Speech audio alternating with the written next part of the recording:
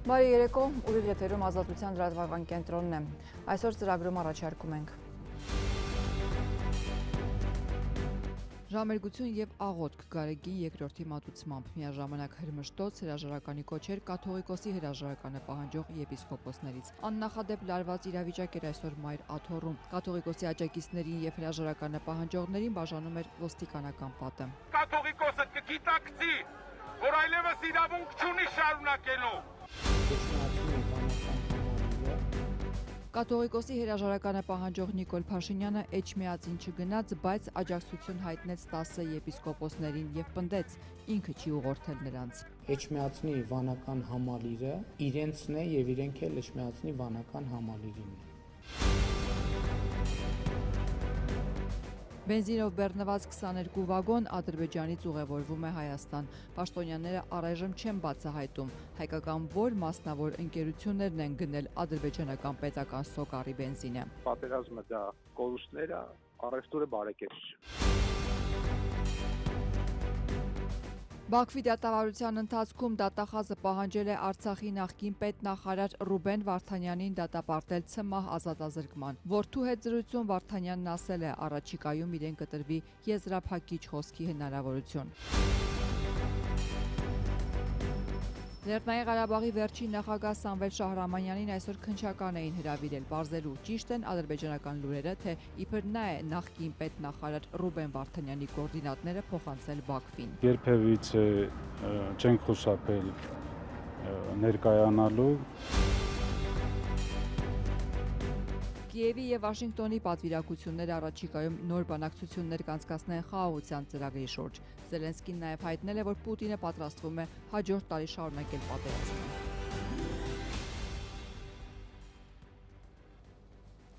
Եվ այսպես այսօր ամբողջ օրը լարված իրավիճակ էր Էջմիածնում։ Մի կողմից Մայր Աթոռում աղոթք էր հնչում, մյուս կողմից Բաքվում քաշքշոց եւ աղմուկ էր։ Ամենայն հայոց կաթողիկոսը այսօր անձամբ մատուցեց ժամերգությունը, երբ նույն պահին Բաքվում նրա հեռացման կոչներ հնչեցնում իր դեմ դուրս եկած ու վարչապետ Փաշինյանի միացած մի խումբ եպիսկոպոսները։ Ընդհանուր առմամբ Մայր Աթոռում այսօր աննախադեպ իրավիճակ ու տեսարաններ էին, ոստիկանական մեծաքանակ ուժեր, հակադիր կողմերի հավաք եւ վանկարկումներ։ Մայր Աթոռի Բաքվում իմ գործընկեր Ռոբերտ Զարգարյանն է այսօր հետևել այս ամենին։ Ամփոփելով այս օրը, ինչ կարող ես պատմել, Ռոբերտ, ինչ էր կատարվում այսօր Մայր Աթոռում։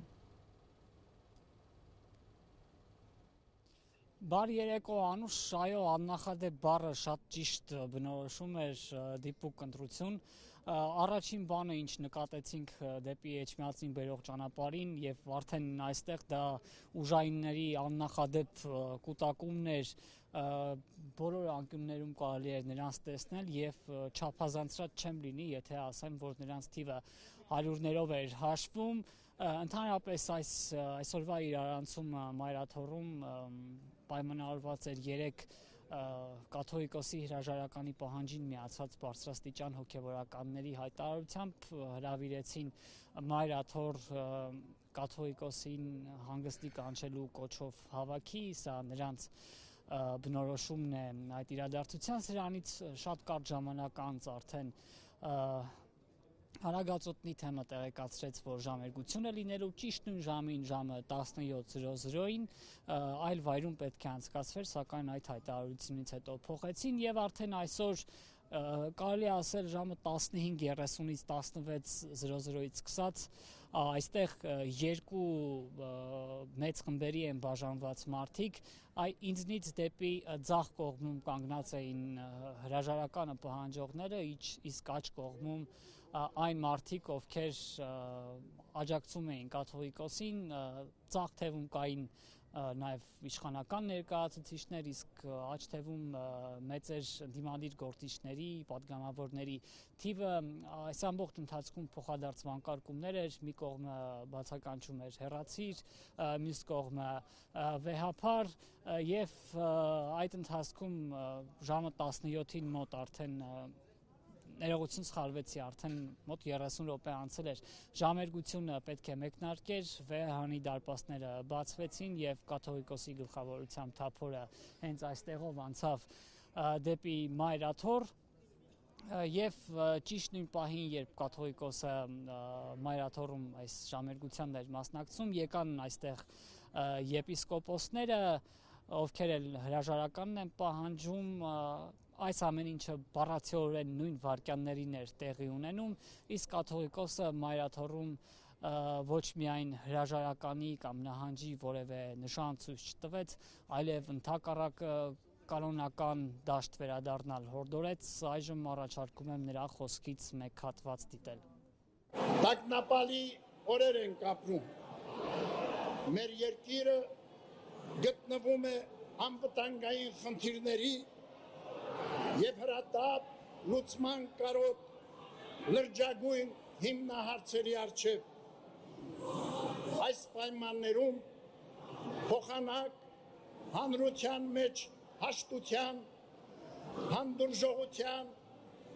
միասնության ոգին զորացնելու, եկեղեցի պետություն խաթարված հարաբերությունները վերականգնելու, ընդհակառակը շարունակվում են հարձակումները մեր Սուրբ եկեղեցու դեմ։ Սուրբ Էջմիածնի հանդեպ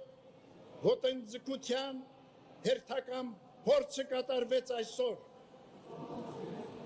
Ցավոք, նաև մեր որոշ եկեղեցականների միջոցով, սակայն հավատավոր մեր ժողովրդի զավակները մնում են աներեր եւ աներկյուղ։ Այս աղմուկը, որ բարձրացվում է եկեղեցում, երբեք չի կարող խաթարել մեր առաքելությունը, մեր ծրագրերը, որոնք կոչված են մեր եկեղեցու պայծառության եւ մեր երկրի շինության համար։ Մենք բոլորս էլ ցանկանում ենք, որ մեր կյանքը լինի, որ մեր կյանքը լինի զերծ անօրենություններից, անարդարություններից, որոնց դառը հետևանքներն են կրում ապօրինաբար ազատազրկված մեր հոգևորականները, ազգային մեծանուն բարերարը, նվիրյալ հայորդիներ։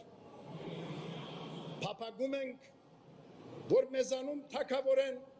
բարությունն ու գթասրտությունը, եղբայրսիրությունն ու համերաշխությունը։ Մենք մեկ ազգ ենք, մեկ հայրենիք, մեկ եկեղեցի, եւ չպետք է տրվենք երկպառակտության սադրանքներին։ Միավորվենք բոլորս հայրենիքի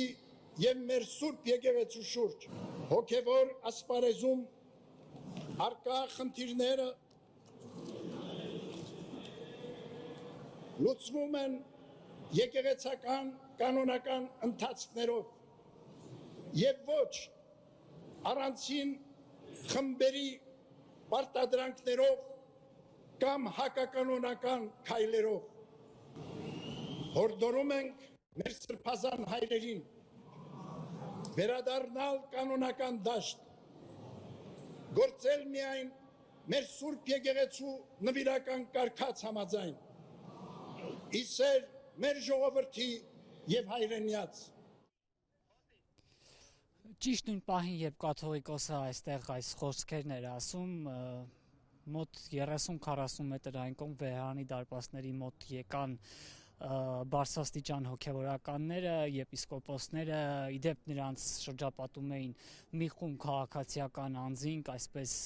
4 կողմով շրջապատել էին նրանց եւ նրանց ուղեկցությամբ եկան ու գնացին, նրանց անգամ մոտենալ հնարավոր չէր, այնպես էին հրում եւ հրմշտում, որ նույնիսկ լրագրողներից մեկի ինքնազգացողությունը վատացավ։ Ճիշտ նույն պահին նրանք այստեղ շատ կարճ ելույթ ունեցան, ասացին, որ նամակ են հանձնել հրաժարականի պահանջով եւ հեռացան այդ նույն մարդկանց աջակցությամբ, թե ովքեր էին նրանց ուղեկցողները, անգամ ոստիկանապետը չպարզաբանեց, թեև մենք լրագրողներով անդադար փորձում էինք հասկանալ, թե ովքեր էին այդ մարդիկ, այդպես էլ պատասխան չստացանք։ Թե ինչ էին ասում եպիսկոպոսները այստեղ այդ շատ կարճ ելույթի ընթացքում, հիմա դիտենք ու վերադառնանք։ Գալու է հերուցի այն օրը, երբ որ ամենայն հայոց կաթողիկոսը կգիտակցի, որ այլևս իրավունք չունի շարունակելու եւ հանձնելու է Էջմիածինը հայ ժողովրդին եւ Աստված կրկին պիտի վերադառնա, կրկին Սուրբ Հոգին գալու է այստեղ ու մեր ժողովուրդը միավորվելու է։ Մենք շնորհակալություն ենք հայտնում մեր ամբողջ ժողովրդին իր աջակցության, մեր հոգևոր դասին, որտեղ այսօր այստեղ կանգնած ենք, բայց համոզված ենք, որ մեր ժողովուրդը մեր հետ է եւ մեր հոգևոր դասն էլ է մեր հետ։ Մենք շնորհակալ ենք նաեւ մեր բոլոր ուժային մարմիններին, ովքեր որ այստեղ պաշտպանում են անվտանգությունը։ Օրվա այս բուրըն իրադարձություններից հետո քիչ առաջ լրագրողների հետ զրուցեց Տեր Ասողիկ քահանան, իմացանք, որ այժմ վեհարանում հոգևոր խորհրդի նիստ է ընթանում, Տեր Ասողիկը ներկայացրեց իրենց անելիքների մասին, թե ինչ են պատրաստվում անել, այժմ մեկ հատված դիտենք։ Ընթացակարգ եւ այլն գոյություն չունի։ Հայոց հայրապետն ընտրվում է Ցկյանս, Հայոց հայրապետին ընտրում է ազգային եկեղեցական ժողովը եւ որևէ մեկը չի կարող նման պահանջ ներկայացնել։ Այսինքն ըստ էության կարող է ներկայացնել, բայց այդ պահանջը առ-ոչինչ է։ Հայոց հայրապետին հրաժարեցնելու մեկ պատճառ կա, եթե հայոց հայրապետը մեր եկեղեցու ուղղափառ եւ սուրբ դավանությանը հակառակ դավանանք սկսի քարոզել, բայց փառք Տիրոջ մենք ունենք նախանձախնդիր հայրապետ, ով իր գահակալության 20 եւ ավել տարիների ընթացքում սրբությամբ եւ նախանձախնդրությամբ պահել է, պահպանել է հայոց եկեղեցու սրբազան ավանդությունը, հայոց եկեղեցու ուղղափառ եւ սուրբ հավատքը, վարդապետությունը։ Որևէ ոտնձգություն հայոց հայրապետը թույլ չի տվել, որ կատարվի ընդդեմ հայոց եկեղեցու ուղղափառ եւ սուրբ վարդապետության, որը հիմնված է առաջին 3 տիեզերական ժողովների սահմանած դավանանքի վրա։ Ուզում է մեկ անգամ եմ ասել, հիմա էլ կասեմ եւ հարցը կփակենք։ Ուզում է 10 եպիսկոպոս հավաքվի, ուզում է 100 եպիսկոպոս հավաքվի, ուզում է 200 եպիսկոպոս հավաքվի, իրենց պահանջը, իրենց դիմումը հակականոնական է, անընդունելի է, որովհետև իրենք ապստամբ են եւ եկեղեցու դեմ են գործում։ Այսքանը։ Ռոբերտ, մենք այսօր նկատեցինք, որ Մայրաթոռը այսօր շատ բազմամարդ էր եւ մինչեւ այս իրադարձությունները նաեւ մարդկանց հետ եք զրուցել, ինչ նպատակով էին այսօր նրանք Մայրաթոռ եկել։ Այո, անուշ դարձյալ ճիշտ դիտարկում բազմամարդ էր, սակայն ինչ նպատակով էին այստեղ, շատերից անգամ հստակ պատասխաններ կորզել չստացվեց։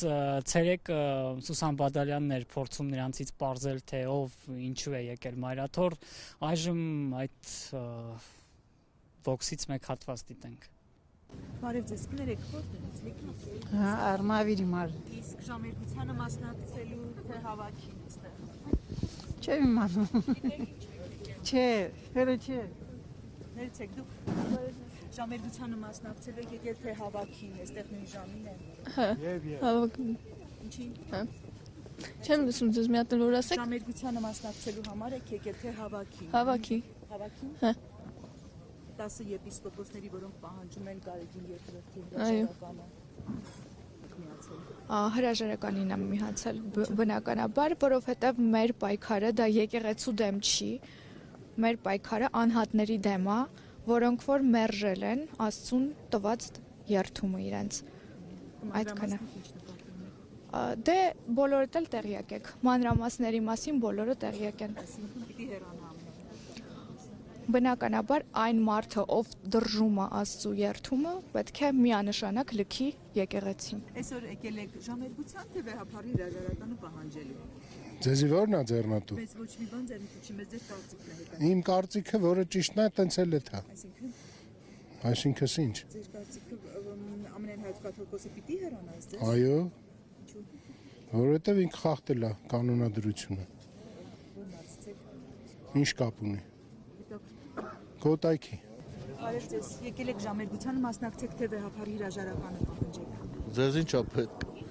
Ինչ պետք չի ձեր կապ։ Ես եկել եմ իմ երկիրը տենամ, որ խաղաղ ամեն ինչ լինի, որ մաքրվի մեր եկեղեցին, էլի։ Այսինքն կողմ եք վեհապարի։ Ես եկել եմ իմ Հայաստանի կողմից եմ էլ եկել, ուզում իմ հայրենիքը մաքրվի, որ իմ հայրենիքը բոլորովին արդարություն լինի։ Ով է աղտոտում հայրենիքը։ Քուր արդեն հերիք է, վերջացավ։ Դա դու ինձանից լավ գիտես։ Որ ժամերգության եք եկել, թե հավաքին։ Ժամերգության։ Որ մասից եք։ Էջմիածնից է։ Էջմիածնից ենք, ժամերգության ենք եկել։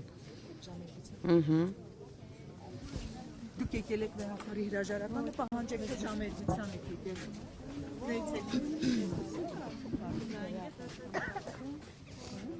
Դուք եկել եք ժամերգության, թե վեհապարի հրաժարականը պահանջելու։ Չեմ հասկանում։ Կարող եք ասել, երկու բառով ինչ եք եկել։ Ժամերգության եք եկել, թե վեհապարի հրաժարականը պահանջելու։ Որտեղից եք։ Չեմ ուզում խոսել, բար չի։ Ամբողջ խումբը չի ուզում խոսել, ինչու։ Եկել եք ժամերգության, թե վեհապարի։ Չէ, ժամերգության։ Ժամերգության։ Վեհապարի հրաժարականը չէ։ Հավատացյալ մարդը ոչինչ բան։ Դուք ներող։ Մեզ ասեք, դուք հավաքին մասնակցելու եք եկել, ոնց եք վերաբերվում վեհապարը հեռանա, թե չէ, ձեր կարծիքը ասեք։ Նրա հրաժարականն է պահանջում։ Ես չգիտեմ ով ինչա պահանջում, բայց ամենայն դեպս ուղղակի եկել ենք մեր վեհարան, վերջ։ Մեր ավեսի համար եկել ենք։ Ինչպես։ Հաջուկի համար եկել ենք։ Դուք կասեք վեհապարը պիտի հեռանա ասես։ Ես որպես եկեղեցու, առաքելական եկեղեցու անդամ, այսօր եթե հարցը վեհապարի հետ է, ես ուրիշ բան չեմ ասում։ Վեհապարը մեր Հայաստանի հայ համայնքի եղել է որպես վեհապար կաթողիկոս, կա ու պիտի մնա։ Մնացած այդ ես գործ չունեմ արդեն։ Ասում են օտարերկրյա գործակալ այլ երկրների շահերն է սպասարկում։ Ով։ Նիկոլ Փաշինյանն է ասում։ Նիկոլ հենց ինքն է այդ օտար երկրյա թշնամին, ուրիշ բան չունեմ։ Դուք ժամերգության եք եկել, թե եկել եք։ Ես եկել եմ ժամերգության։ Ներեցեք, դուք ժամերգության եք եկել, թե վեհապարի հրաժարականը պահանջելու։ Իդեպ եպիսկոպոսների ձատ մայրաթոռ եկան նաև տարբեր թեմերից կարգալույց եղած քահանաները, այդ թվում Տեր Արամը, նրանցից Սուսան Բադալյանը փորձեց հետաքրքրվել, թե ինչ տարբերակով են պատրաստվում ի վերջո հասնելու կաթողիկոսի հեռացմանը, երբ որ հենց կանոնակարգում նման ընթացակարգ չկա, աղոթքով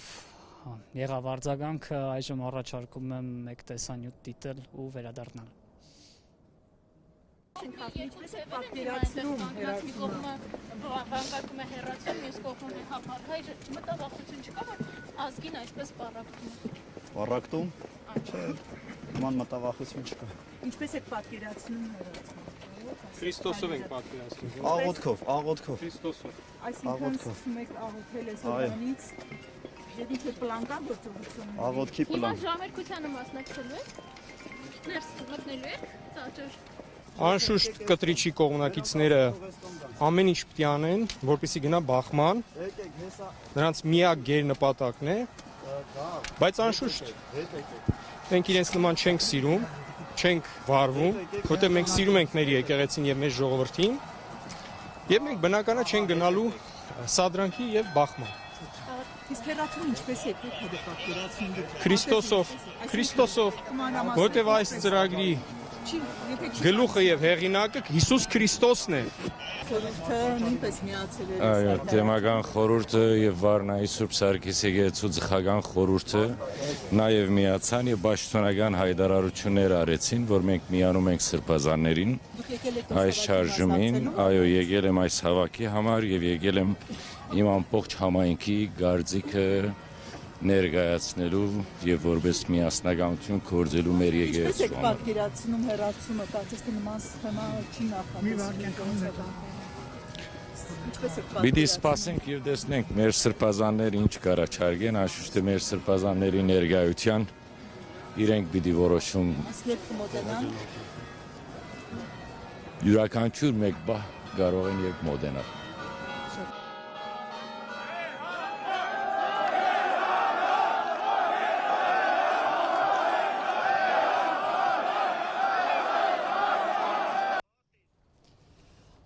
Անուշ ամբողջ այս ընթացքում օրվա բուրըն այս իրադարձությունները զուգորդվում էին երկու խմբերի փոխադարձ վիրավորանքներով, կոպիտ արտահայտություններով, որոնք ոչ եթերային են եւ այդ ամենը մայր տաճարի հենց դռների առջև, իսկ արդեն հեռանալիս այս արտահայտությունները շարունակվում էին, հնչում էին վիրավորանքներ, հուդա, դավաճան ու 30 արծաթ նետում։ Թերևս այսքանը Անուշ։ Շնորհակալություն Ռոբերտ, ես հիշեցնեմ Ռոբերտ Զարգարյանն էր հաղորդում Էջմիածնից։ Հիշեցնեմ նաև, որ կաթողիկոսի հրաժարականը պահանջող Նիկոլ Փաշինյանը դեռ ամիսներ առաջ էր հայտարարել, որ հավաք է հրավիրելու Էջմիածնում։ Փաստացի դա նրա փոխարեն այսօր առաջին անգամ արեցին 10 եպիսկոպոսները։ Փաշինյանը այսօր Էջմիածնում չէր, բայց կեսօրին լրագրողների հետ ճեպազրույցում նախ շնորհակալություն հայտնեց հավաքը նախաձեռնողներին, ապա պնդեց, թե չի ուղղորդում նրանց, բայց աջակցում է։ Վարչապետը պնդում է, թե չի ուղղորդել 10 եպիսկոպոսներին։ Ամիսներ առաջ նման հավաք խոստացած Նիկոլ Փաշինյանը անձամբ Էջմիածին չգնաց։ Ասաց անհրաժեշտություն չի տեսնում, փոխարենը աջակցում եւ ողջունում է վեհափարի հեռանալու պահանջով հավաք անցկացնող եպիսկոպոսներին, որոնք իր հետ հանդիպելուց հետո պահանջեցին կաթողիկոսի հրաժարականը։ 10 եպիսկոպոսները Էջմիածնի միաբաններ են, այսինքն Էջմիածնի վանական համալիրը իրենցն է եւ իրենք էլ Էջմիածնի վանական համալիրին են։ Եվ հետեւաբար նրանց կողմից հնչեցված հրավերը հավաքվելու մայրաթոռում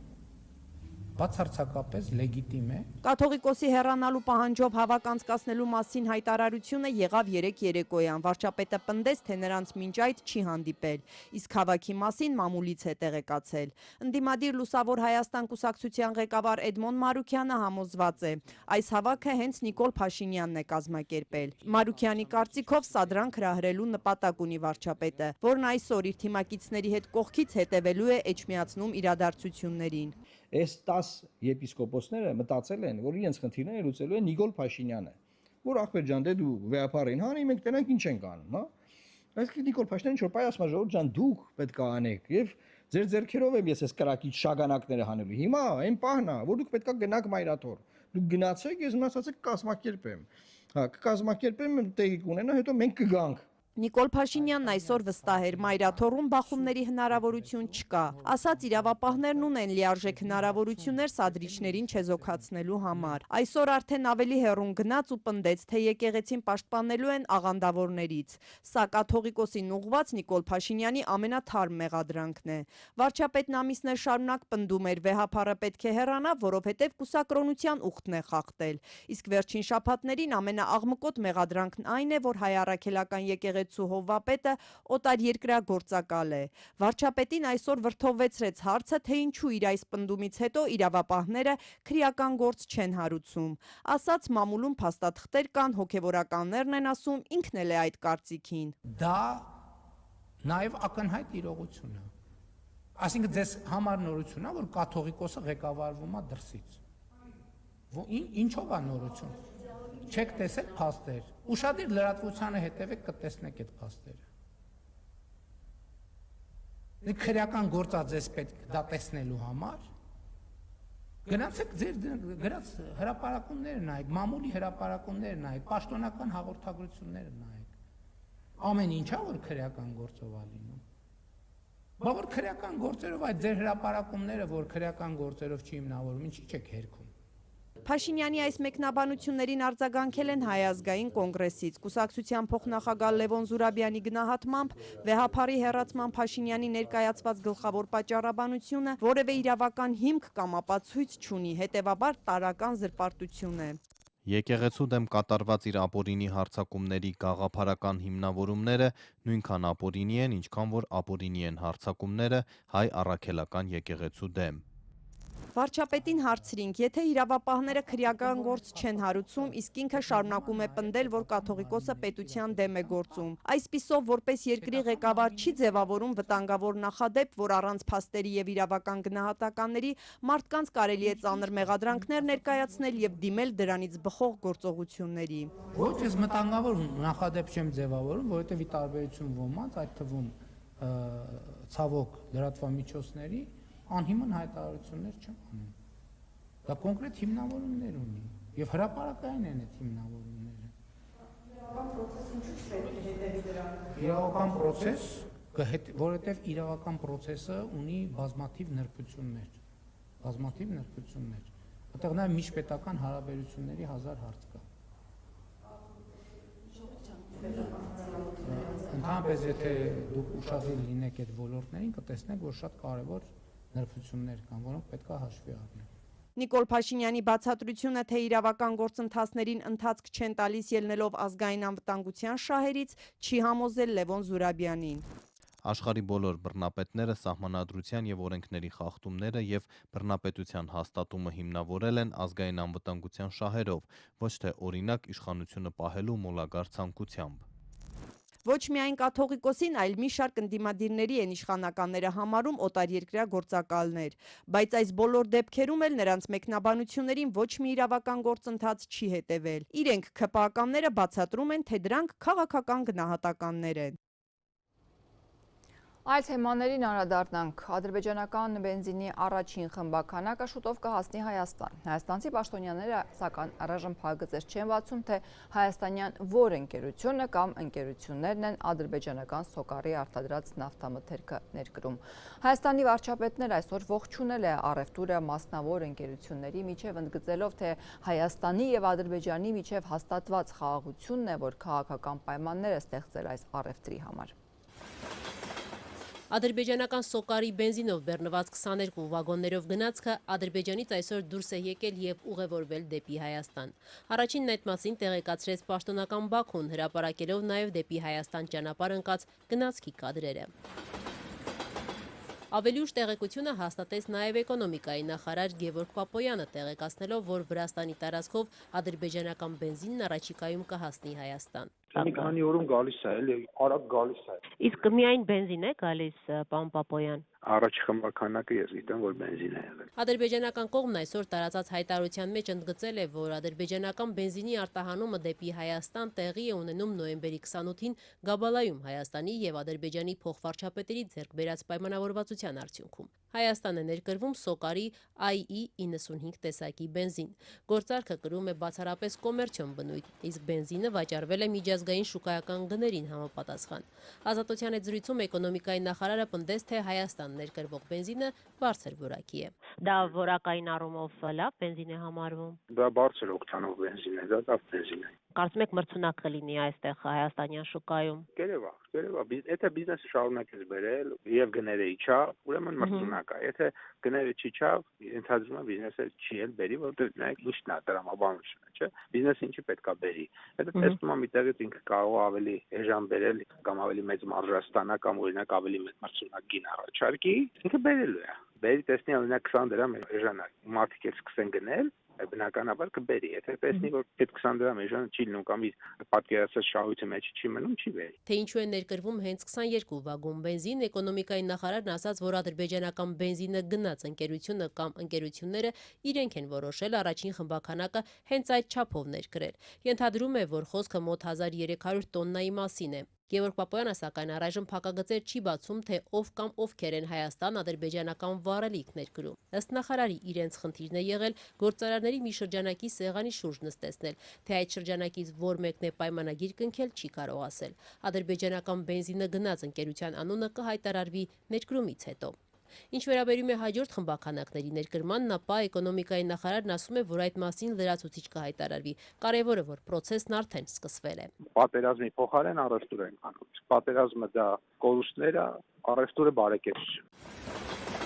Այն որ Հայաստանի եւ Ադրբեջանի միջև խաղաղությունը հաստատված է, նախարարի խոսքով երևում է մի քանի մակարդակում։ Կողմերը ոչ միայն այլևս չեն կրակում իրար վրա, զինվորներ չեն զոհվում եւ առհասարակ կրակոց չկա յուղերում, այլ նաեւ բիզնեսն է աշխատում։ Իսկ այնտեղ, որտեղ փող են աշխատում մարդիկ, դա նշանակում է, որ այդտեղ խաղաղությունը հաղթել է։ Ադրբեջանական կողմն այսօր նույնպես խոսել է խաղաղության գործընթացի մասին, նշելով, որ Ադրբեջանից Հայաստան բենզինի արտահանումը ցույց է տալիս, որ խաղաղության գործընթացը կրում է ոչ միայն դեկլարատիվ բնույթ, այլև գործնական արտացոլում է ստանում բերելով տնտեսական դիվիդենտներ։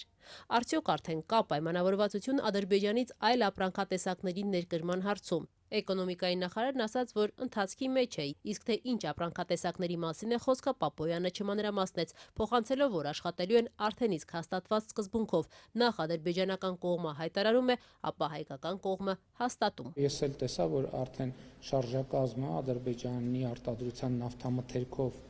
շարժվել է եւ գալիս է Հայաստան, եւ ես ողջունում եմ այս զարգացումը։ Այդ զարգացումը, այսինքն զուտ առևտուրը տեղի է ունենում մասնավոր ընկերությունների միջև, բայց իհարկե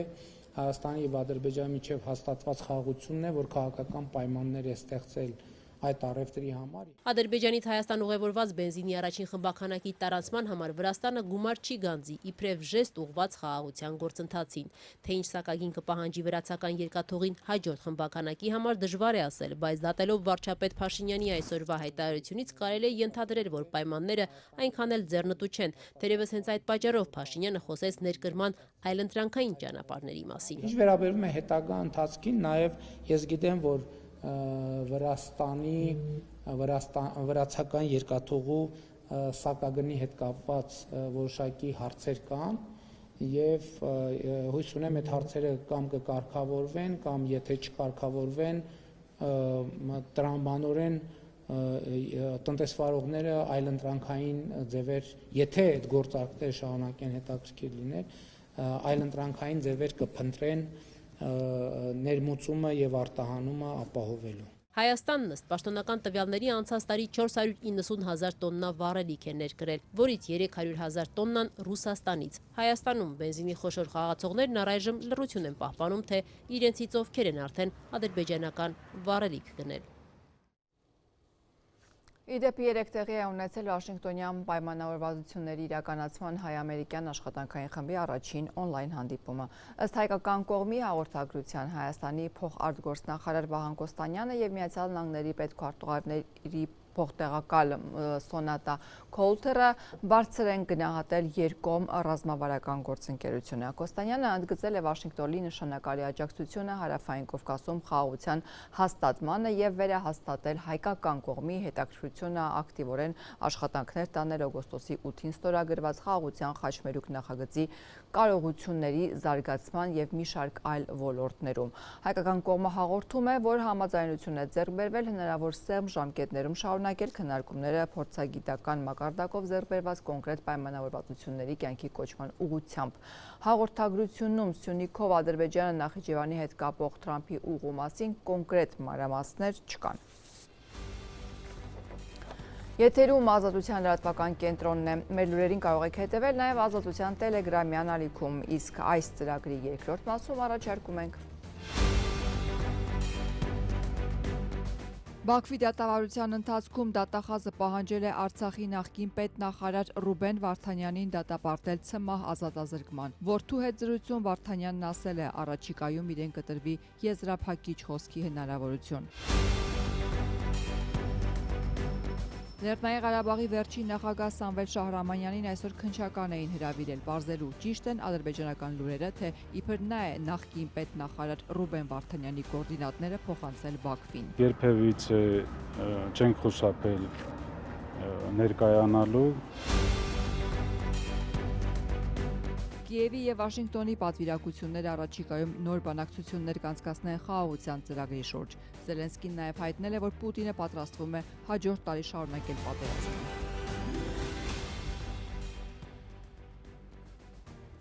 Բաքվի զինվորական դատարանում դատախազը պահանջել է Արցախի նախկին պետնախարար Ռուբեն Վարդանյանին դատապարտել ՑՄՀ ազատազրկման։ Երբևէ զինվորական պաշտոն չզբաղեցրած Ռուբեն Վարդանյանին Բաքուն մեղադրում է մի շարք հանցանքների, այդ թվում Ադրբեջանի դեմ պատերազմ ծրագրելու, նախապատրաստելու եւ իրագործելու, ահաբեկչության ֆինանսավորման, մարդկանց տեղահանելու մեջ։ Այսօր ավելի վաղ հայտնի էր դարձել, որ Վարդանյանն ավագ որդու Դավիթի հետ է հեռախոսազրույց ունեցել եւ հայտնել, որ առաջիկայում իրեն կտրվի եզրափակիչ խոսքի հնարավորություն։ Վարդանյանը նշել է, որ իր ելույթում պատրաստվում է ընդգծել տեղի ունեցողը, չի ընդունում որպես դատական գործընթաց եւ մտադիր չէ մասնակցել արդարադատության իմիտացիային։ Բաքվի բանտից 57-ամյա Վարդանյանը նաեւ Արցախին է անդրադարձել, նշելով մեջբերեմ. Եվս մեկ անգամ հայտարարում եմ, Արցախը եղել է, կա եւ կլինի անկախ պատմությունը վերաշարադրելու կամ իրադարձությունների այլ մեկնաբանությունը պարտադրելու փորձերից մեջբերման ավարտը։ Բաքվում պահվող հայերի դատերը ընթանում են անկախ լրատվամիջոցների եւ միջազգային իրավապաշտպանների բացակայության պայմաններում։ Դատավարությունը, որը ավելի բեմականացված թատերական ներկայացում է հստակ դերաբաշխումներով, հանգեցնելու է բոլոր հայերի դատապարտման եւ ծանրագույն պատժատեսակների ընտրության, հատկապես նախկին ղեկավարների առնչությամբ ընտրվելու է ցմահ ազատազրկումը։ Այս առումով մեր կանխատեսումները, սպասումները արդարացվել են, ինչը վկայում է, որ ադրբեջանական ծառագիրը ընկալելի է եւ ամենևին էլ միտված չէ արդարությանը կամ խաղաղությանը։ Որևէ կասկած չունենք, որ դատարանները հենց ցմահ ազատազրկումն են ընտրելու պարոն Վարդանյանի մասով եւ ոչ միայն պարոն Վարդանյանի մասով։ Եվ նկատի ունենանք, որ դատական գործընթացը կազմակերպվել է ոչ անկախ եւ ոչ անկողմնակալ դատարանի կողմից, նախ Ադրբեջանում ողջ դատական համակարգը կախյալ է եւ ենթարկեցված է գործադիր իշխանությանը, բայց սա ավելի ակնառու խնդիր է զինվորական դատարանների համար։ Ադրբեջանի դատարաններում պաշտպանություն իրականացնելու հնարավորություններ չկան, այսինքն կա օբյեկտիվ անհնարինություն հայերի կողմից կազմակերպել իրենց պաշտպանությունը անկախ փաստաբանների կողմից։ Փաստաբան ներգրավելու անհնարինությունը արկա է եղել բոլոր հայ պատանների համար, բացառությամբ Ռուբեն Վարդանյանի, բայց անգամ մասնավոր փաստաբան ընտրելու պարագայում, երբ բազմաթիվ ջանքերից հետո հնարավոր եղավ Ադրբեջանում որակավորված, բայց ոչ էթնիկ պատկանելիությամբ ադրբեջանցի փաստաբան, ապա ակնհայտ միջամտությունների եւ այլ բնույթի խոչընդոտների արդյունքում կրկին անառարկական դարձավ պաշտպանության իրավունքը։ Հերթական անգամ այսօր հարցաքննվել է Արցախի նախկին նախագահը։ Ադրբեջանական լրատվամիջոցները վերջերս տեղեկություն էին տարածել, թե իբր Սամվել Շահրամանյանն է նախկին պետնախարար Ռուբեն Վարդանյանի կոորդինատները փոխանցել Բաքվին։ Թե ինչ հարցեր են տվել քննիչները, Շահրամանյանը չասաց։ Նրա փաստաբանը նշեց միայն, որ քննչական կանչելու առիթը այս հրապարակումներն են եղել։ Քրեական գործը, որի շրջանակում կանչել են նրան քննելու, դեռ 2023-ին է հարուցվել Արցախի նախկին պաշտոնյա Սամվել Բաբայանի հաղորդման հիման վրա։ Խոսքը 23-ի ռազմական գործողությունների մասին է, այս գործով Շահրամանյանը վկայի կարգավիճակ ունի։ Փորձել են դրանք տարածել, ներկայացնել, որ իբր գերեվարված անձանց կոորդինատները տրամադրվել են իմ կողմից, որը ոչ թե միայն սուտ է, այլ դա հորինված թեզեր է հենց հայկական կողմը մոլորեցնելու համար եւ երեք փաստաբան Ռոման Էրիցյանը նաեւ անդրադարձավ, թե ինչպես են գերեվարվել այդ անձինք։ Ուզում եմ զուտ անդրադառնալ, քանի որ համացանցում եւս տարածվել է, որ Ռուբեն Վարդանյանի Հայաստան տեղափոխման ընթացքում ինչ-որ կոորդինատներ տրամադրվել, ուզում եմ նշել, որ ոչ մեկ թաքնված չէր։ Ադրբեջանական կողմը շատ լավ տիրապետում էր, ով որտեղ է գտնվում։ Ռուբեն Վարդանյանին չեն ձերբակալել թաքստոցում, ինչ-որ բունկերում, անտառում, այլ ընտրանքային ճանապարհներով դուրս գալու ժամանակահատվածում։ Ինքը տեղափոխվել է, փորձել է, ինչպես բոլորը, տեղահանվել դեպի Հայաստանի Հանրապետություն, այդ ժամանակահատվածում գործող միակ ճանապարհով, Լաչինի միջանցքով։ Շատ լավ իմանալով, որ ճանապարհին կան բազմաթիվ ադրբեջանական հենակետեր, հենց Ստեփանակերտից դուրս գալու, դուրս գալուց Շուշիի մատույցներում եւ նաեւ կար Հակարի կամուրջում գտնվող ադրբեջանական հսկիչ անցագրային կետ, որտեղ բոլոր անցնող անձինք ստուգման են ենթարկվել։ Եվ շատ լավ իմանալով իմ կարծիքով, որ գերեվարման համար եւ ձերբակալման համար ինքը ադրբեջանական կողմից ունի նման որոշում։ Եվ ինքը չի թաքնվել, ինքը մեքենայով դուրս է եկել ինչպես բոլորը եւ գերեվարվել է Հակարի կամուրջում։ Այսինքն անտրամաբանական է նշել, որ ինչ որ մեկը պետք է կոորդինատներ տրամադրել, որ իրեն ձերբակալեն։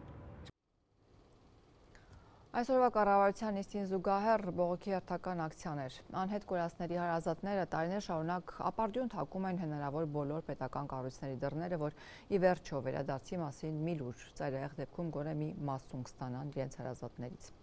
Թեև կառավարությունից պարբերաբար պնդում են, թե ամեն ինչ չեն կարող հրապարակել, այդուհանդերձ իրենց սիրելիներին փնտրողները կորցրել են հույսը, թե պաշտոնյաները զբաղվում են իրենց գործով։ Դե հո երեխեքը չեն ծնվել։ Ստեփանակերտի մերձակայքում գտնվող Վառելիքի պահեստի պայթյունից հետո անհետ կորած Արմեն Մովսեսյանի մայրը որդուց արդեն 2 տարուց ավելի է ոչ մի լուր չունի, կարծում է նա ողջ է։ Կառավարությունից դժգոհ 64-ամյակինն ասում է տղայից անգամ մի մասունք չեն գտել, որ հաստատվեր, զոհվել է։ Այդ սաղի դենկան համապատասխանեց այդ 23 հոգուն ոչ մի բան։ Մինչդեռ եղբոր ընտանիքը պայթյունից զոհված 22-ամյա տղայից մի մասունք է ստացել։ ԴՆԹ անալիզը հաստատել է այդ մասունքը հենց եղբոր տղայինն է։ 2023-ի սեպտեմբերի 25-ի պայթյունից 219 մարդ է զոհվել, 22-ն էլ անհետ կորած են համարվում։ Անհետ կորածների հարազատները պարբերաբար տարբեր գերատեսչությունների են դիմում իրենց հարազատների վերաբերյալ որևէ տեղեկություն ստանալու համար։ Այսօր էլ նրանք կառավարության շենքի առջև էին հավաքվել։ Գործադիրում ասում են անգործության են մատնվել։ Պահանջում են որոնողական աշխատանքներ ու իրենց հարազատների վերադարձ, ոմանք նաև աճունների։ Մարտունիից Սևիլիա Սարգսյանը մինուճար որդու աճունն է խնդրում, որ բռնի տեղահանումից հետո Արցախում է մնացել։ 35-ամյա տղան 2023-ի սեպտեմբերի 19-ի հարձակման հետևանքով է զոհվել։ 57-ամյա կինն այսօր նույն պահանջով սկզբում կառավարության մոտ, հետո էլ ՄԱԿ-ի հայաստանյան գրասենյակի առջև էր։ Որ եկել են կառավարության շենքը այացի, շենքն եկել, պարոն Ալբազյանը մեզ կարգին լավ ընդունեց, ասեց, որ համեկը զբաղվում եք այդ հարցով, պարոն Մարտիրոսյանն էլ ընդունեց, եկանք իրան հետ, ասեցին, որ հա կբերենք այդ աճումները վանը, այստեղ։ Դե հիմա որ ինքը հանեցին, չի աշխատում, եկեք իրան կողք ասում, մենք չգիտենք այդ հարցը դուք դիմել եք, դիմել չենք, ուզում եք նոր հարցով զբաղվենք, մաս քանի անգամ եք մեկ դիմում գրել ներկայացել, որ մեր երեխաները իրենք ստեղ։ Հայաստանցի իրավապաշտպանները պարբերաբար են բարձրաձայնում, որ Ադրբեջանը հատկապես 2023-ից հետո սահմանափակել է որոնողական աշխատանքներն ու հետաքննություն անցկացնելու հնարավորությունները։ Բաքուն, սակայն դեռ Վաշինգտոնում օգոստոսին նախաստորագրված խաղաղության փաստաթղթով համաձայնել էր, որ փորձելու է լուծում տալ անհետ կորածների խնդրին։ Ընդ որում, անհետ կորածների հարցերով առանձին հայ-ադրբեջանական հանձնաժողով է գործում, որը այս տարի 2 հանդիպում է անցկացրել։ Վերջինը հունիսին էր, բայց որևէ արդյունքի մասին չեն հաղորդել կողմերը, միայն նշել են, թե կշարունակեն աշխատանքը։ Դեռ 44-օրյա պատերազմից հետո 191 մարդու ճակատագիր անհայտ է համարվում, մոտ 900 հոգի էլ անհետ կորած է համարվում Ղարաբաղյան առաջին պատերազմից հետո։ Ամիսներ առաջ առողջապահության նախարարությունից հայտնել էին, որ 44-օրյա պատերազմից հետո դեռևս 81 մարմին ու մասունք է պահպանվում դիահերձարաններում, բայց դրանց նույնականացման արդյունքների հետ ծնողները համաձայն չեն։ Կառավարությունից շարունակում են պնդել, իրենք զբաղվում են նաև անհետ կորածների հարցերով։ Այն ամենը, ինչը կատարվում է, դա պարտադիր չի, որ հրապարակային լինի, եւ եթե դուք արդյունք չեք տեսնում, դա չի նշանակում, որ արդյունք ընդհանրապես չկա։ Անհետ կորածների հարցով քննչական կոմիտեն է զբաղվում։ Կառավարությունը մշտապես գտնվում է անհետ կորածների եւ զոհված ծնողների կողքին, մաքսիմալ կերպով բոլոր հարցերով աջակցում են իրենց։ Իհարկե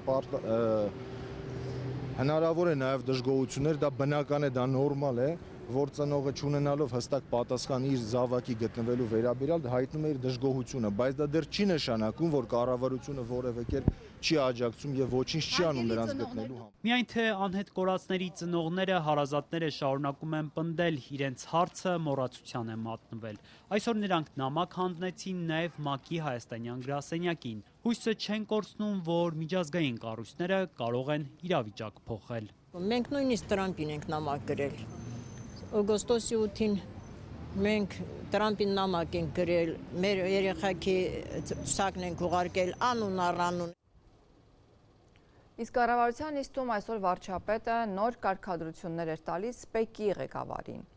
Ամեն ձևով փակել մի խանութ, որը Փաշինյանին զայրացրել էր։ Օրերս վարչապետի աշխատակազմից գնացել էին այդ խանութ, որտեղ Փաշինյանի պնդմամբ նույն ապրանքը տարբեր գիներ ունեցել կանխիկ եւ անկանխիկ գնելու դեպքում։ Արդյոք վարչապետի այս հրահանգը օրինական է։ Արդյոք մի խանութի հարց պետք է լուծել առանց դատ ու դատաստանի, զուտ վարչապետի ցանկությամբ։ Փակեք այդ խանութը։ Ձևը գտեք, փակեք այդ խանութը։ Այսօրվա կառավարության նիստին վարչապետը պետական եկամուտների կոմիտեի նախագահին հրահանգեց փակել Երևանի կենտրոնի մի խանութ, որտեղից դժգոհ են դուրս եկել իր աշխատողները։ Այնօր վարչապետի աշխատակազմից գնացել են բան առնելու, ասել են դե եթե կանխիկով կտակ փողը ուրիշ գին է, եթե քարտով կվճարեք ուրիշ գին։ Զայրացած Փաշինյանն անձամբ է զբաղվելու այս հարցով, գնալ գալու է, ստուգելու է, որ հանկարծ օրինախախտ խանութը չաշխատի։ Ստուգելու եմ, չգիտեմ, ասածս ինչքան բա, փակեք այդ խանութը, այդ խանութում առևտուր պետքա չլինի։ Իմ վրա են վերցնում անձնական պատասխանատվությունը ու ամեն օր կողքով անցնելու եմ։ Եվ միայն վարչապետական թույլտվությունից հետո կարող է բացվել Փաշինյանին հունից հանած խանութը։ Միջև անձնական թույլտվությունս չլինի, այդ խանութը պետք է չբացվի։ Կզեկուցեք անձամբ։ Քանի սենց խանութի տեղ իմացա, ամբողջ պատասխանատվությունը վերցնում եմ իմ վրա։ Փակվելու է այդ խանութը, առևտուր չի լինելու։ Միջև անձնական թույլտվություն չտամ, առևտուր չի լինելու։ Արդյոք վարչապետի այս հրահանգը օրինական է, արդյոք Փաշինյանը դուրս չի եկել իր լիազորություններից ու իր ստորադասների փոխարեն է որոշում կայացնում ու առանց քննության, առանց ուսումնասիրության, առանց տուժ ու տուգանք նշանակելու միանգամից դատավճիռ է կայացնում փակել խանութը։ Ազատությունը մի քանի հարց է ուղղել կառավարության ղեկավարին, պատասխան դեռ չկա։ Սա սեփական անձը օրենքից վեր դասել է։ Սա հեքիաթների թագավորի պահված է, բայց հեքիաթներում թագավորները իրենց կամքով էին շարժվում, հիշում եք։ Ես ուզում եմ, որ սա լինի կամ դա լինի, արևը ցակի այնտեղից եւ մայր մտնի այստեղ, կամ մայր չմտնի ընդհանրապես, որովհետեւ ցերեկը որ երկար է լինում, լավ է։ Խորհրդային կարգերի օրոք այլախոհ այժմ իրավապաշտպան Վարդան Հարությունյանի խոսքով Փաշինյանն այս դեպքում ընդամենը մի անելիք ուներ՝ հանձնարարել ստուգել արդյոք կա խախտում ու օրենքի շրջանակում պատժել։ Սա նշանակում է, այո, ես որ իմ պահանջից դուրս այլ պահանջ լինել չի կարող ձեր համար, դուք պետք է գտնեք ինչ որ ձև, ինչ որ կերպ փակել։ Կուզեք միանգամից փակեք, կուզեք ինչ որ կեղծ մեղադրանք ներկայացնելով փակեք, ցանկացած քայլով, բայց այդ խանութը պետք է փակված լինի։ Ես անցնելու եմ խանութի կողքով եւ այն պետք է միշտ լինի փակված։ Եվ այդ խանութի աշխատողները բոլորը պետք է լինեն աշխատանքից զրկված։ Սա է աշխատատեղ բացող վարչապետի պահանջը։ Առանց դատ ու դատաստանի է գործում Փաշինյանը, նկատում է իրավապաշտպանը։ Եթե առանց դատ ու դատաստանի ենք անում, առանց ուսումնասիրության ենք անում, միայն իշխանավորի կամքով ենք կատարում, նշանակում է դա օրինազանցություն։ Այդ դեպքում ցանկացած փողոցում կռիվանավորի կարելի է գնդակահարել տեղում, որովհետև նա նույնպես օրենք է խախտել եւ այդ կռվի հետևանքով կարող էր որևէ մեկին վնասել կամ սպանել։ Հարությունյանը հիշեցնում է ընդամենը 4 ամիս առաջ վարչապետի մի արտահայտություն։ Կառավարությունը ես եմ։ Չի կարա որևէ մեկը իմ դիրքորոշմանը հակասող դիրքորոշում ունենա։ Դա ոչ լեզվի սայթաքում էր, ոչ էլ թյուրիմացություն, Փաշինյանն այդպես է իրեն պատկերացնում։ Իրավապաշտպանը մեկ այլ դեպք է հիշում։ Տարիներ առաջ Փաշինյանը հրահանգեց աշխատանքից հեռացնել մաքսատան աշխատողին դրոշի նկատմամբ ոչ պատշաճ վերաբերմունքի համար։ Նույնիսկ իշխանազանցությունն է, որովհետև եթե ինչ-որ թյուրիմացություն կա, ինչ-որ սխալ կա, ինչ-որ իրավախախտում կա, ապա իշխանավորի առաջին պահանջը պետք է լինի եւ միակ պահանջը պարզել եւ օրենքի շրջանակներում վերացնել, ոչ թե գնդակահարել, փակել, ոչնչացնել, արգելել, սրանք բոլորը արդեն իշխանազանցություն են։ Երևանի կենտրոնի որ խանութն է դարձել վարչապետի առաջիկա օրակարգի կարևոր կետերից մեկը, ոչ աշխատակազմը, ոչ էլ պետական եկամուտների կոմիտեն չեն ասում։ Պեկից չեն հայտնում նաև, թե արդյոք կատարեցին Փաշինյանի հրահանգը, խոստացան առաջիկայում հայտնել։ Իսկ այսօր գործադիրի նիստում այդպես էլ չքննարկվեց Շիրակի ՔՊԱ-ական մարզպետ Դավիթ Արուշանյանի հարցը։ Երեկվանից չհերկվող տեղեկություններ կան, որ վարչապետը նրան պաշտոնանկ է արել, հնարավոր պատճառն էլ համարվում է Գյումրիում Փաշինյանի մասնակցությամբ պատարագը, որը ամենևին էլ հարթ չանցավ։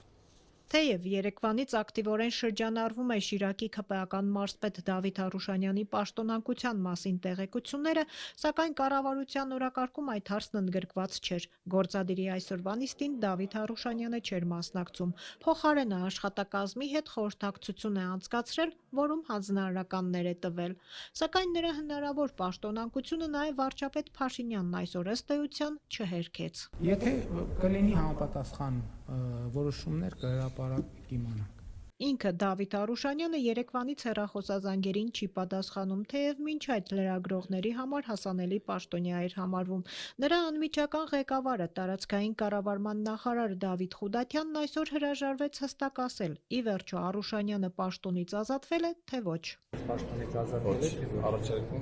Նախարարը հաստատեց տեղեկությունը, որ 2 օր առաջ Դավիթ Արուշանյանը մասնակցել է ՔՊ վարչության նիստին, ավելին նա առաջադրվել է 26 թվականի խորհրդարանական ընտրություններին ՔՊ ցուցակով եւ վարչությունն այսպես ասած կանաչ լույս է վառել։ Այո, պարոն Արուշանյանի տեղեկությունն հաստատվել է։ ԿՊԱ-ական մարզպետի պաշտոնանկության հնարավոր վարկածը դեկտեմբերի 7-ին Գյումրիի 7 վերք եկեղեցու պատարագն է համարվում, որն ուղեկցվեց իշխանականների համար մի շարք տհաճ միջադեպերով։ Նախ տեղի բոլոր հոգևորականները հրաժարվեցին դեմ դուրս գալ կաթողիկոսին, ապա պատարագին մի խումբ գյումրեցիներ հնչեցրին կաթողիկոսի անունը։ Մի շարք գյումրեցի կանայք էլ ամոթանք տվեցին կաթողիկոսի հրաժարականը պահանջող հոգևորականներին ու ՔՊԱ-ականներին։ Նաև Ազատություն քաղբանտարկյալներին գրությամբ ու Միքայել ու Բագրատ սրբազանների նկարներով պաստառ կախվեց քաղաքապետարանի շենքից։ Տարածքային նախարարը հակառակ պնդումն արեց, թե Գյումրիի պատարագից գոհ են։ Պատարագը Գյումրիում անցել է շատ հրաշալի, ես ինքս մասնակցել եմ։ Դավիթ Խուդատյանը հրաժարվեց նաև պատասխանել հարցին, թե որքանով է համապատասխանում տեղեկությունները, որ Շիրակի մարզպետի պաշտոնին կնշանակվի Արթիկի համայնքապետ Անան Ոսկանյանը, հորդորելով սպասել։ Անան Ոսկանյանը այսօր եւս հեռախոսազանգերին չէր պատասխանում։ Այցելեցինք Արթիկի համայնքապետարան, նրա աշխատասենյակը փակ էր։ Օգնական Սևակ Պետոյանը ասաց, որ խոշորացված համայնքի վարչական տարածքում է խորհրդակցություններ է անցկացնում։ Ներկայացին պարոն Ոսկանյանը շրջայցի մեջ է գտնվում Արթիկ համայնքի տարբեր վարչական տարածքներում։ Ելնելով այն հանգամանքից, որ 2025 թվականի դեկտեմբերի ամիսն է, տարին ամփոփվում է եւ տարբեր աշխատանքներ կան, ծրագրեր կան, մենք տարբեր վարչական տարածքներում տարբեր աշխատանքներ կան եւ համայնքի ղեկավարը իրեն բնորոշ աշխատանքային գործունեությամբ շրջայց է կատարում Արթիկ համայնքի տարբեր վարչական շրջաններում։ Անան Ոսկանյանին մարզպետ նշանակելու մասին լուրերն իրենց էլ է հասել, բայց պաշտոնապես որևէ բան հաստատված չէ, ասաց օգնականը։ Որևէ տեղեկություն, որևէ հաստատում չունենք, ինչպես որ դուք, այնպես էլ մենք այդ մասին իմացել ենք լրատվամիջոցներում տարածված խոսակցություններից։ Անան Ոսկանյանը եւս ՔՊԱ-ական է, քաղաքապետ է ընտրվել 4 տարի առաջ, ըստ էության դեռ 1 տարի ունի պաշտոնավարելու։ Եվ թողարկման ավարտին միջազգային լրահոսից։ Ռուս-ուկրաինական պատերազմի ավարտը չի երևում եւ Ուկրաինայի նախագահ Վլադիմիր Զելենսկին հայտարարել է, որ Մոսկվայից կրկին ազդակներ են ստացել, որ պատրաստվում են հաջորդ տարի էլ շարունակել պատերազմը։ Ավելի վաղ Ռուսաստանի նախագահը հայտարարել էր, որ Մոսկվան անկասկած կհասնի իր նպատակներին Ուկրաինայում, այդ թվում ռազմական ուժով գրավելով այն տարածքները, որոնք Պուտինը ռուսական է համարում։ Сьогодні ми почули з Москви чергові сигнали, що наступний рік вони готують роком війни. Այսօր մենք կրկին լսեցինք Մոսկվայից հնչող ազդակներ, որ նրանք պատրաստվում են հաջորդ տարին պատերազմի տարի դարձնել։ Կարևոր է, որ մեր գործընկերները տեսնեն դրանք եւ ոչ միայն տեսնեն, այլև արձագանքեն, հատկապես Միացյալ Նահանգների գործընկերները, ովքեր հաճախ ասում են, որ Ռուսաստանը ցանկանում է դադարեցնել պատերազմը։ Սակայն Ռուսաստանից եկող ռետորաբանությունն ու ազդանշանները ճիշտ հակառակն են։ Այս ռուսական մտածելակերպը պետք է ճանաչվի եւ համապատասխան քայլեր ձեռնարկվեն։ Եվ երբ նրանք հենց այս մտածելակերպի մեջ են, նրանք նաև կխաթարեն դիվանագիտությունը, ձգտելով տարբեր դիվանագիտական լեզվի եւ փաստաթղթերի որոշակի կետերի վրա ճնշման միջոցով պարզապես քողարկել Ուկրաինան եւ ուկրաինացիներին ոչնչացնելու իրենց ցանկությունը եւ Ռուսաստանի կողմից մեր հողերի գողություն օրինականացնելու ցանկությունը։ Знищити Україну, українців, бажання добитись легітимізації крадіжки Росією нашої землі. Շարունակեք հետևել լուրերին այցելելով azatություն.am կայքեջը եւ մեր սոցիալական հարթակներ։ Այսօրվա համար այսքանն էինք, նախատեսել հաջողություն։